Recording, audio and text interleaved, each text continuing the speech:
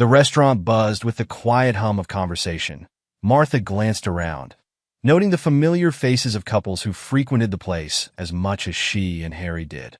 Their favorite spot by the window offered a view of the city lights, shimmering in the night. But tonight, Martha found herself distracted.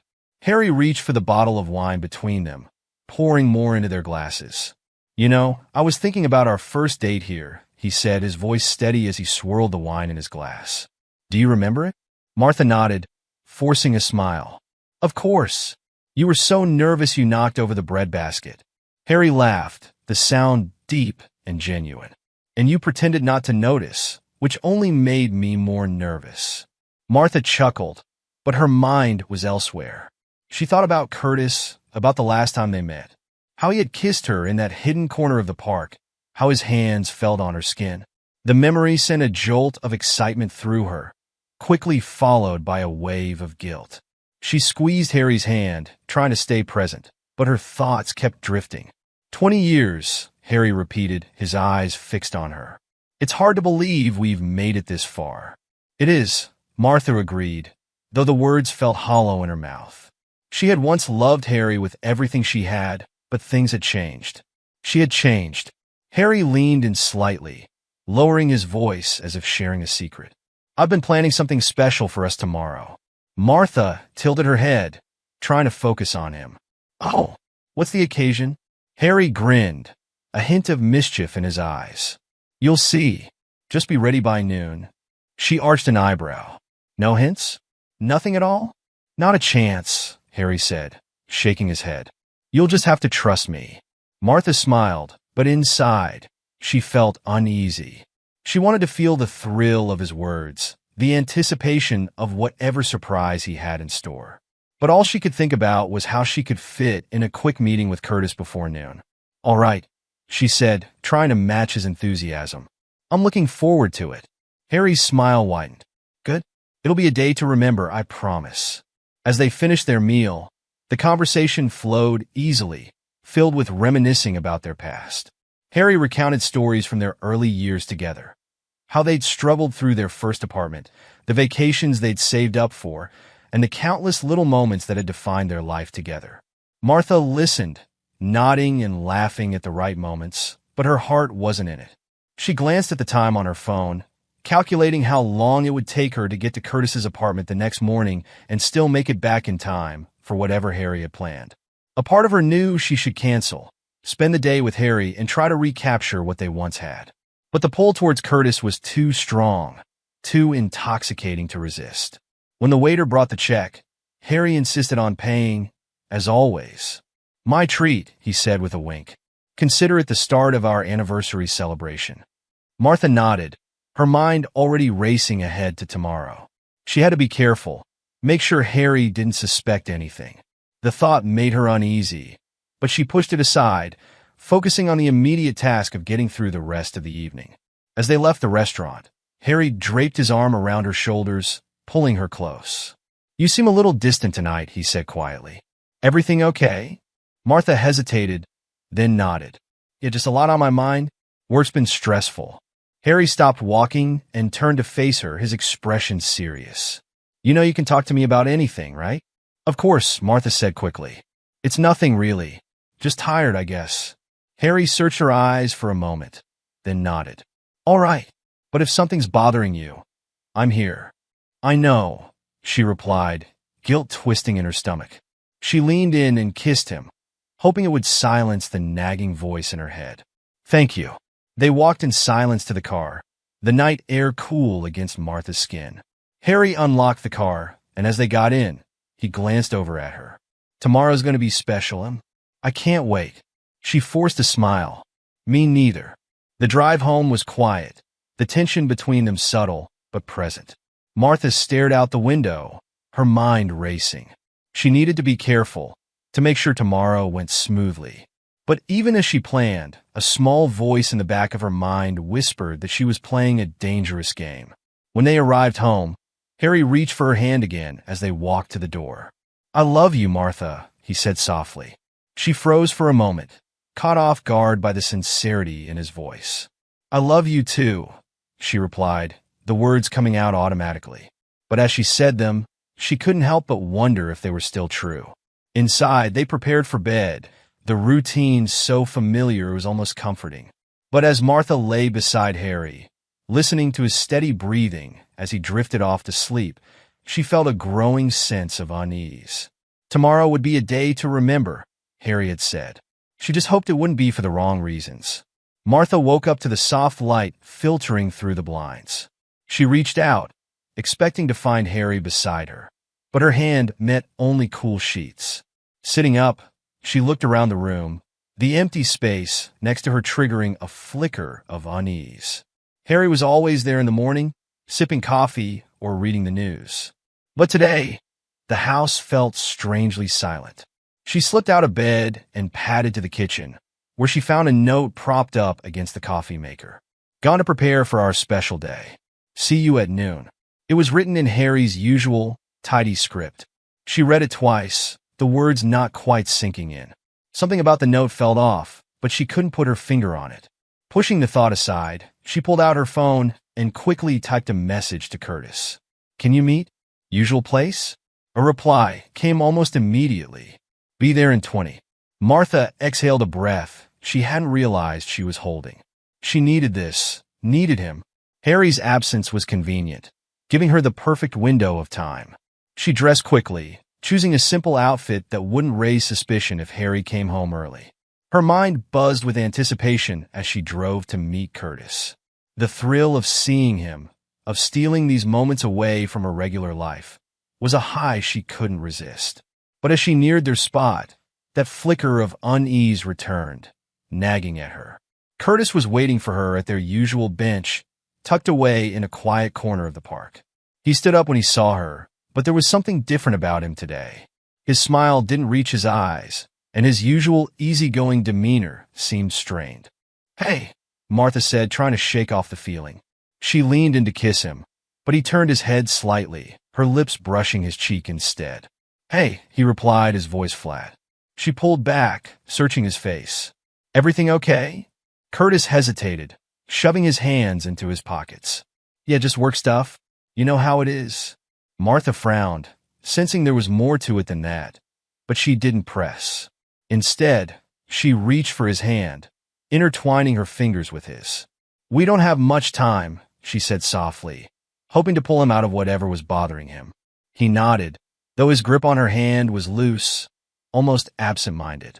They walked together, but the usual spark between them was missing. Martha tried to engage him in conversation, but his answers were short, distracted. He kept glancing around, as if expecting someone to appear out of nowhere. After a while, Martha couldn't ignore the tension anymore. Curtis, what's going on? You're not yourself today. He stopped walking, turning to face her. Martha, maybe we should, cool it for a while. Her heart skipped a beat. What? Why? It's just, I've been thinking, and this is getting complicated. Complicated? Martha repeated, trying to keep her voice steady. It's been complicated from the start. Why now? Curtis looked away, his jaw tightening. I just think it's time to step back before things get out of hand. Out of hand? What are you talking about? Curtis sighed, rubbing the back of his neck. Look, I care about you, but I can't shake this feeling that something's about to go wrong. I don't know, maybe I'm just being paranoid, but I can't do this anymore. Martha stared at him, disbelief and anger battling for control. So that's it? You're just done? Curtis met her gaze, his expression pained. I'm sorry, Martha. I'm not done. I need some time to prepare. She opened her mouth to argue, to say anything that would change his mind, but the words wouldn't come. Instead, she felt a wave of panic rising in her chest. Fine, she managed to say, her voice barely above a whisper. Curtis reached out as if to touch her, then thought better of it. Take care, okay? He said before turning and walking away, leaving her standing there stunned. Martha watched him go, a cold emptiness settling in her stomach. She stood there for a few moments, trying to process what had just happened. It didn't make sense.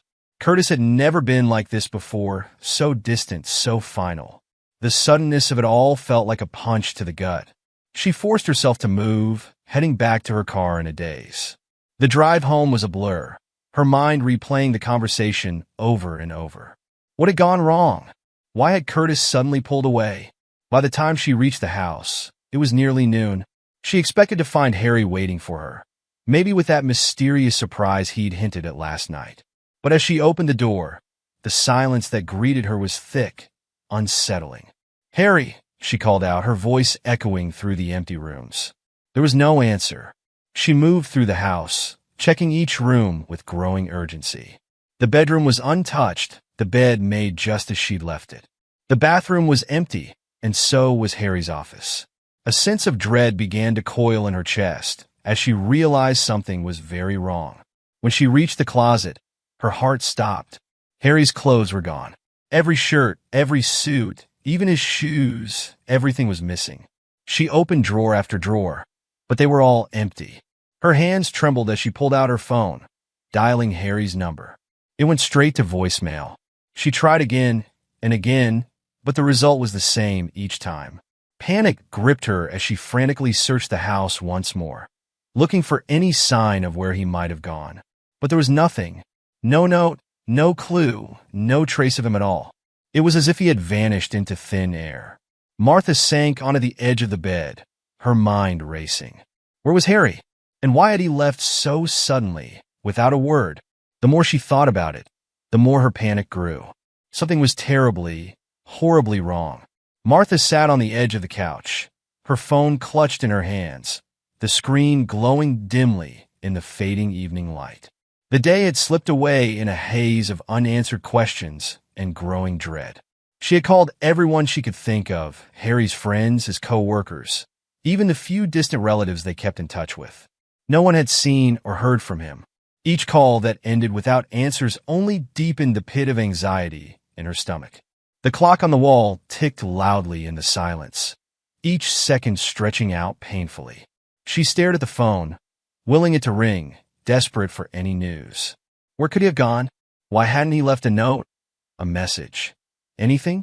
She tried to convince herself that there must be a simple explanation, but the thought grew less convincing with each passing hour. Finally, as the sky outside darkened, her phone buzzed to life in her hands. Martha's heart leaped into her throat when she saw the caller ID, the police. She answered with trembling hands. "Hello, Mrs. Stevenson?" The voice on the other end was calm, professional, but with an edge that made Martha's heart race faster. "Yes, this is she. Have you found my husband?" she asked, her voice shaky. There was a pause on the other end, a silence so heavy it seemed to fill the room. Martha could hear the faint sounds of an office in the background. Phones ringing, muffled voices. The officer finally spoke, each word measured. "We believe we've found someone you might know. He's in critical condition at the hospital. You should come in." The words hit her like a physical blow. Martha stood up, her legs weak beneath her. Who is it?" she stammered, her mind racing. "I think it's best if you come down to the hospital, ma'am," the officer replied, evading her question. "A doctor will be there to meet you." Martha didn't need to be told twice. She grabbed her keys and rushed out the door, her mind spinning with fear and confusion. Who could it be? Harry? But the officer hadn't said it was him. Her thoughts jumped to Curtis, and a cold dread settled in her chest. The drive to the hospital was a blur of headlights and dark streets. Martha's hands gripped the steering wheel tightly, her knuckles white. She barely noticed the other cars on the road or the stoplight she sped through. All she could think about was what awaited her at the hospital. When she finally arrived, she parked haphazardly in the first spot she found and ran toward the entrance. Inside, the harsh fluorescent lights and the sterile smell of antiseptic hit her, making the whole situation feel even more surreal. A nurse pointed her to the right direction, and soon she found herself face to face with a doctor, his expression grave. "Mrs. Stevenson?" he asked, confirming her identity. "Yes," she breathed, her voice barely audible. "Is it Harry? Is my husband okay?" The doctor shook his head slowly, his eyes filled with a mixture of pity and something else, something darker. "No, it's not your husband, but it is someone you know. Mrs. Stevenson, I have to warn you, what you're about to see is difficult. You'd better not see this." Martha felt a wave of nausea rise up in her. She wanted to scream at him, to tell her who it was, to stop speaking in riddles, but she couldn't find her voice. Instead, she nodded, her legs moving almost of their own accord as she followed the doctor down the sterile hallway. They stopped outside a room, the door partially ajar. The doctor turned to her, his expression serious. "Are you sure you want to go in? It's not too late to turn back." Ignoring the warning, Martha pushed past him and entered the room. The first thing she noticed was the beeping of the machines, the steady, rhythmic sound that seemed to echo in her ears. Then her eyes fell on the figure lying in the bed, and the world tilted on its axis. It was Curtis. Martha gasped, her hands flying to her mouth. His face was ashen, his eyes closed, his body covered in bandages and tubes. But it was what had been done to him that made her blood run cold. She stepped closer, her breath coming in shallow, ragged gasps. Something protruded from his abdomen, something metallic and grotesque. It looked like a piece of machinery, cruelly inserted, violating his body in a way that was almost too horrifying to comprehend. "Oh my God," she whispered, her voice trembling as she reached out, but she couldn't bring herself to touch him. The sight was too much, too surreal. How could this have happened? Who could have done this? As if in a trance, she took a step back, her mind trying to reject what her eyes were seeing. The room spun around her, the sound of the machines fading into a dull roar in her ears. "Mrs. Stevenson," the doctor's voice broke through the fog, pulling her back to the present. "I'm sorry you had to see this. We don't know who did this to him, but the police are investigating." Martha could only nod numbly, her mind struggling to make sense of the situation. This wasn't supposed to happen. Curtis was supposed to be safe, supposed to be the one thing in her life that made sense. But now he was lying here, broken, and it was all her fault. She had brought him into this. She had made him a target. The weight of guilt and fear pressed down on her chest, making it hard to breathe. What had she done? And where was Harry? The questions swirled in her mind, but there were no answers. Only the cold, stark reality of what she had just seen. Martha staggered backward, the reality of what she was seeing slamming into her like a physical force. The room seemed to close in on her, the sterile smell of the hospital mixing with the metallic scent of blood. Martha felt her stomach churn, and she clutched at the wall for support, her legs threatening to give out beneath her. The doctor's voice broke through the haze, calm and detached in the face of such horror. "We haven't removed it yet. He's lucky to be alive." Martha tore her eyes away from Curtis's mutilated body to look at the doctor. What is it? What did they?" Her voice cracked, unable to finish the question. The doctor hesitated, glancing at the monitors before speaking. "It's a metal rod, inserted with extreme precision. We're not sure how he's even survived this long. It's a miracle, really, but the damage, it's extensive." Martha's mind reeled, struggling to comprehend what she was hearing. A metal rod? Who could have done something so brutal, so calculated? And why? Her thoughts raced back to the moment she had received the call from the police, the officer's vague words replaying in her head. "Someone you might know. In critical condition." The pieces didn't fit. Nothing made sense.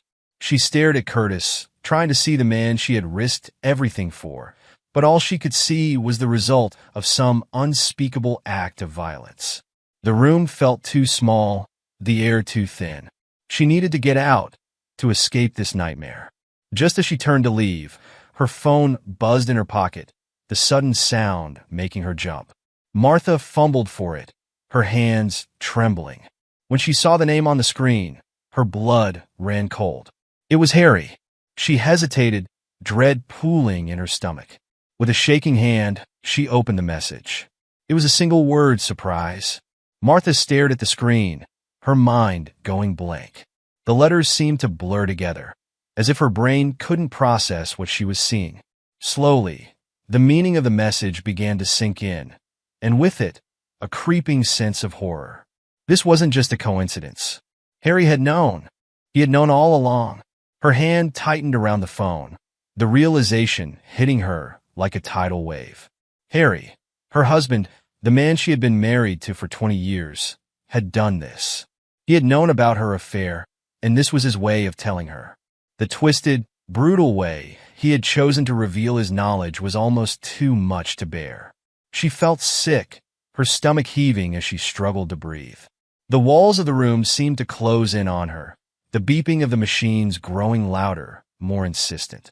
She wanted to scream, to run, but she was rooted to the spot, paralyzed by the sheer magnitude of what she had just uncovered. "Mrs. Stevenson?" The doctor's voice cut through her spiraling thoughts. He was watching her with concern, probably noticing the change in her expression. "Are you okay?" Martha couldn't respond. She could only shake her head, tears welling up in her eyes.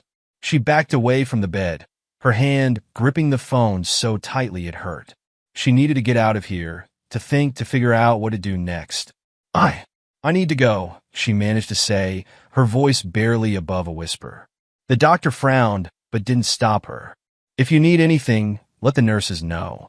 She nodded numbly and turned, practically running out of the room. The hallway stretched out before her like a tunnel, the harsh lights flickering overhead. Martha pushed through the double doors at the end, bursting into the night air. She gulped it in, trying to steady herself. But the panic inside her was growing, threatening to consume her. Her phone buzzed again. Another message from Harry. "Where are you, Martha? We need to talk." Martha stared at the screen, her heart pounding in her ears. She had to get away, to think. Harry had orchestrated this, planned every detail. He was capable of anything. She couldn't go home. Not now. Not until she figured out what he wanted, what he was planning next. But where could she go? She couldn't go to the police. What would she say? That her husband had somehow done this, without any evidence to back up her claim? They would think she was crazy, or worse, that she was involved. Her mind raced, searching for answers, for a way out of this mess. She needed to find a place to hide, to regroup. Somewhere Harry wouldn't think to look.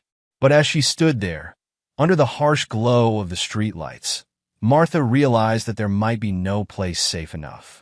Harry had already proven how far he was willing to go. She looked down at her phone one last time, at the messages that now felt like a death sentence. Surprise. The word echoed in her mind, a taunt, a promise of what was to come. Martha turned and started walking, her legs moving on autopilot. She didn't know where she was going, but she knew she couldn't stop. Not now. Not until she found a way to survive whatever was coming next. The days that followed were a whirlwind of chaos for Martha.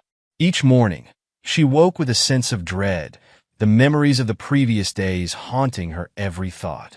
She moved through her routine mechanically, the weight of recent events pressing down on her. At the police station, Martha sat in a small, sterile interview room.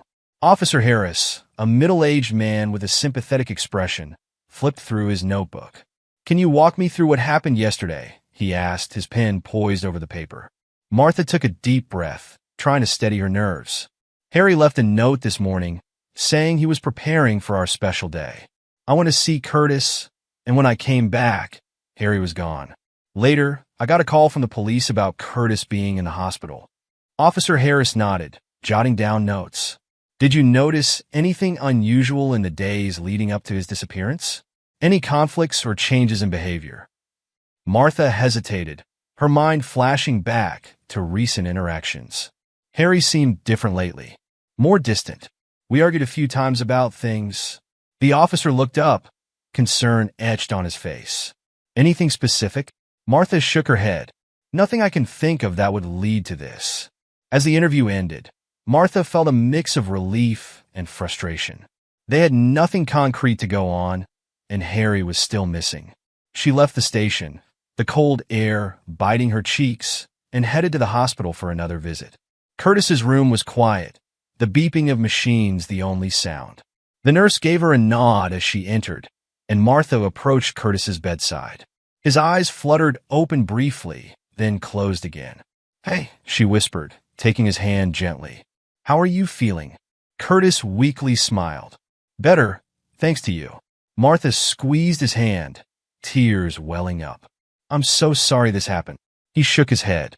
"It's not your fault, but you need to stay safe." Before she could respond, a nurse approached, clipboard in hand. "Mrs. Stevenson, the doctors need you to sign some consent forms for his treatment." Martha nodded, forcing a smile. "Of course." As she signed the forms, her mind raced. How much longer would Curtis need to recover? And what was Harry's next move?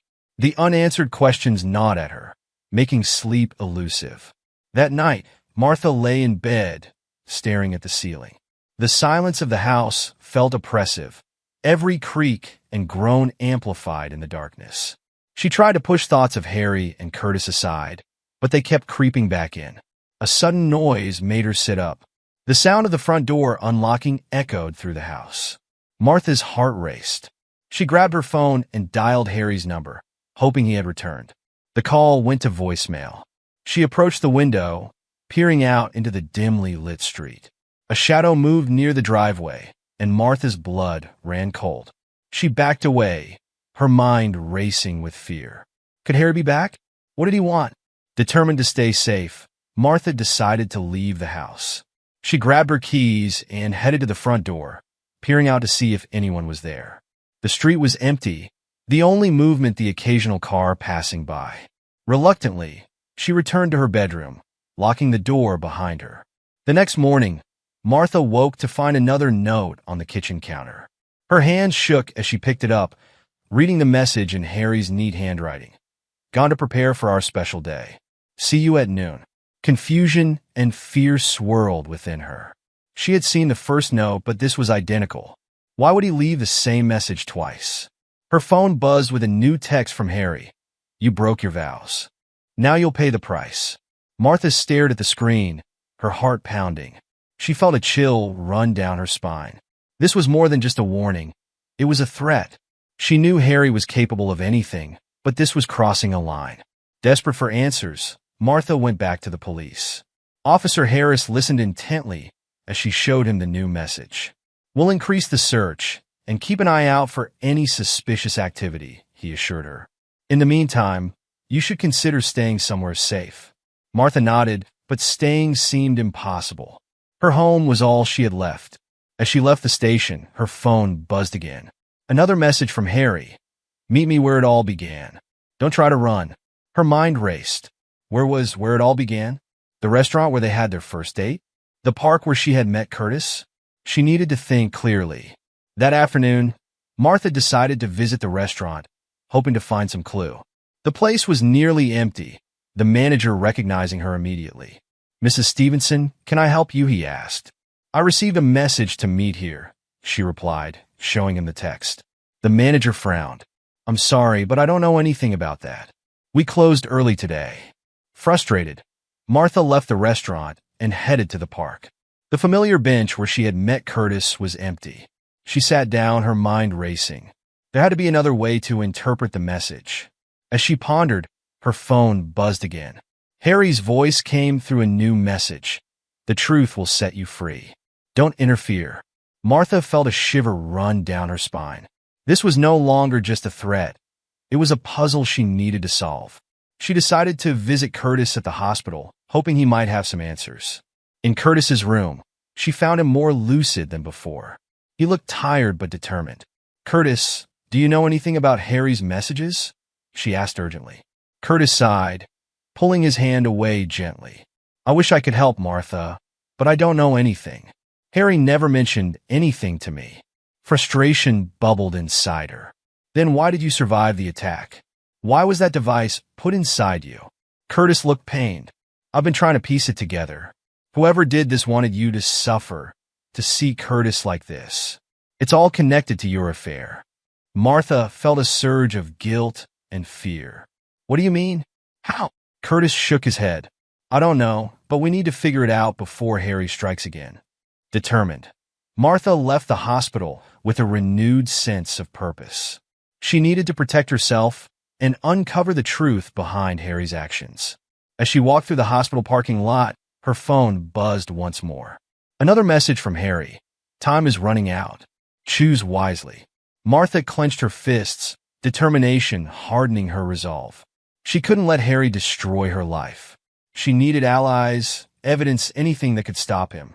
As she drove home, she thought about her next steps, knowing that the battle was far from over. Back at home, she found the wedding ring package waiting for her. Her hands shook as she held the blood-stained ring and read the accompanying note. You broke your vows. Now you'll pay the price." Martha's mind raced. The ring was a symbol of their marriage, twisted into a weapon against her. She realized Harry was not just seeking revenge. He was trying to reclaim something he felt he had lost. She decided to visit a friend she could trust, someone who might help her navigate this nightmare. As she dialed the number, her phone buzzed again, but she ignored it. This time, she chose to focus on finding a way to stop Harry before he took things even further.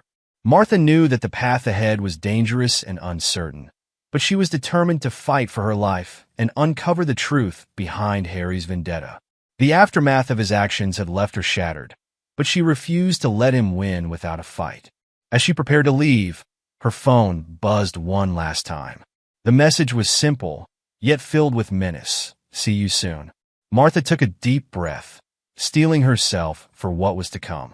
She stepped out the door, ready to face whatever Harry had planned, knowing that her survival depended on her strength and resolve.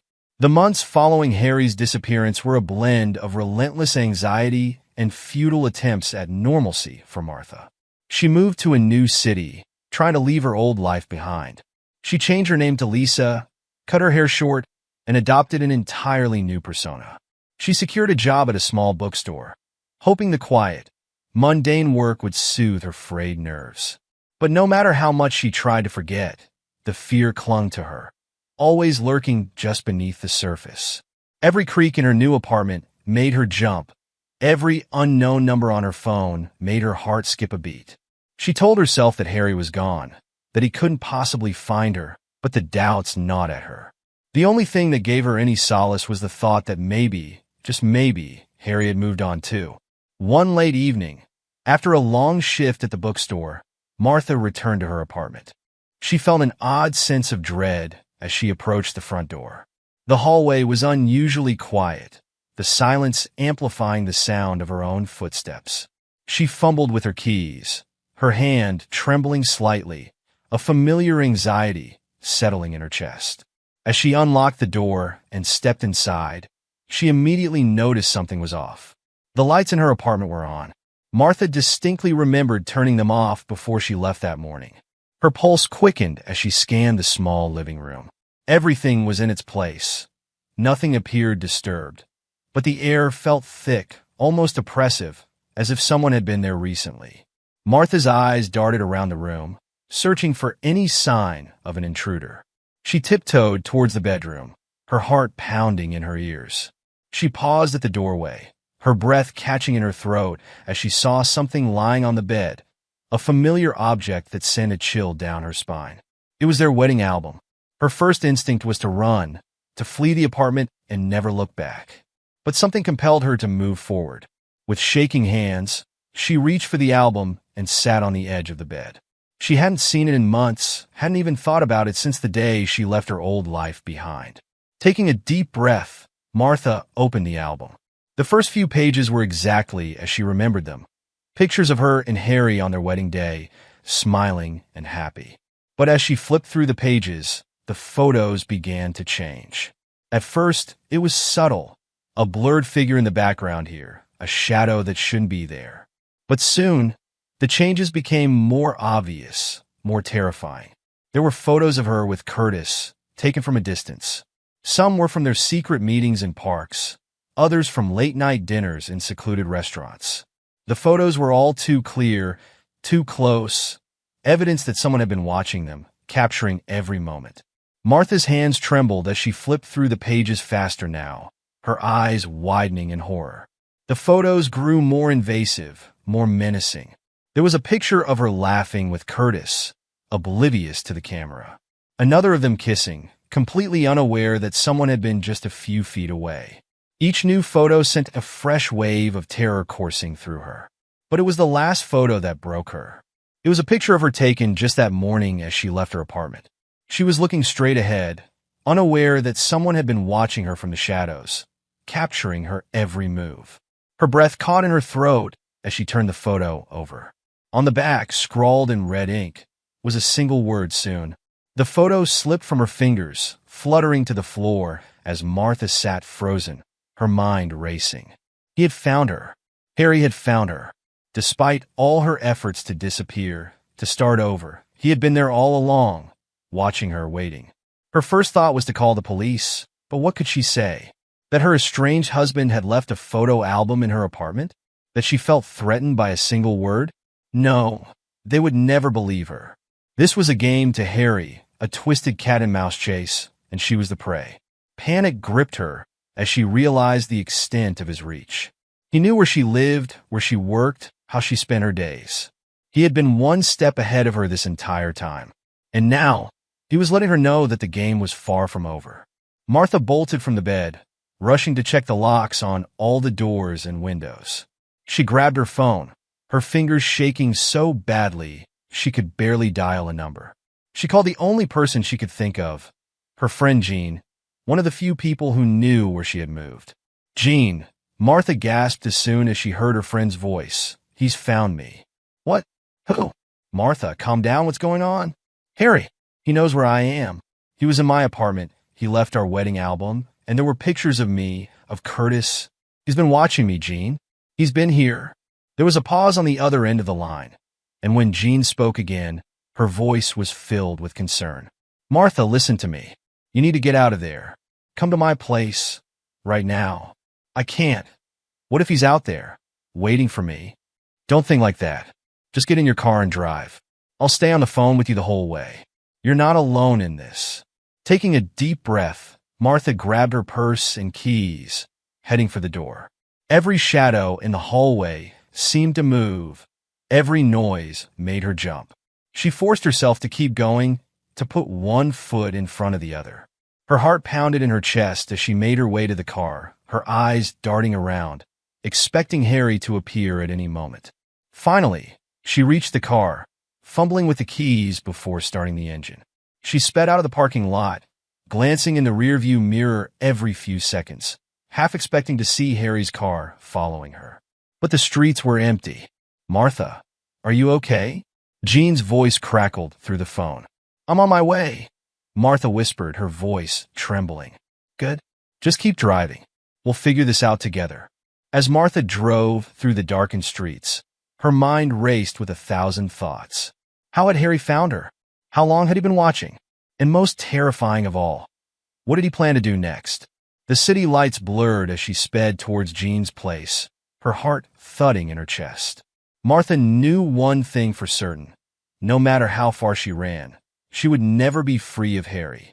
He was always one step ahead, always in control. And now, with this latest move, he had made it clear that the game was far from over.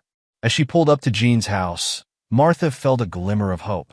Maybe together, they could find a way to stop Harry, to end this nightmare once and for all. But as she stepped out of the car and into the safety of her friend's arms, the dread lingered, a constant reminder that Harry was still out there, watching, waiting for the perfect moment to strike again. And when he did, Martha knew she would have to be ready.